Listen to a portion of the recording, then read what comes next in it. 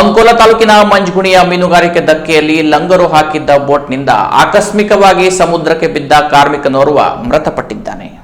ಅಂಕೋಲಾ ತಾಲೂಕಿನ ಮಂಜುಗುಣಿಯ ಮೀನುಗಾರಿಕೆ ಧಕ್ಕೆಯಲ್ಲಿ ಬೋಟ್ನಿಂದ ಸಮುದ್ರಕ್ಕೆ ಬಿದ್ದ ಕಾರ್ಮಿಕ ಮೃತಪಟ್ಟಿದ್ದು, ಛತ್ತೀಸ್ಗಢ ರಾಜ್ಯದ ರೈಗರ್ ಜಿಲ್ಲೆಯ ಲೈಲುಂಗಾ ತಾಲೂಕಿನ ಬೀರ್ಬಲ್ ಅಂಗನು 24 ವರ್ಷ ಎಂದು ಗುರುತಿಸಲಾಗಿದೆ.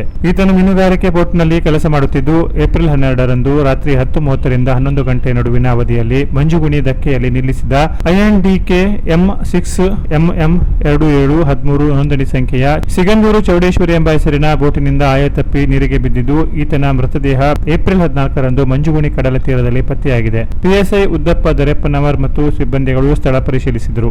ಈ ಕುರಿತು ಅಂಕೋಲಾ ಪೊಲೀಸ್ ಠಾಣೆಯಲ್ಲಿ ದೂರು ದಾಖಲಾಗಿದ್ದು, ಪೊಲೀಸರು ಪ್ರಕರಣ ದಾಖಲಿಸಿ ತನಿಖೆ ಕೈಗೊಂಡಿದ್ದಾರೆ. ಮೃತದೇಹ ಸಾಗಿಸಲು ಕನಸಿಗದ್ದೆ ವಿಜಯಕುಮಾರ್ ನಾಯ್ಕ್ ಮತ್ತು ಮಂಜುಗುಣಿ ಸ್ಥಳೀಯರು ಸಹಕರಿಸಿದರು. Canara plus news, Ankola.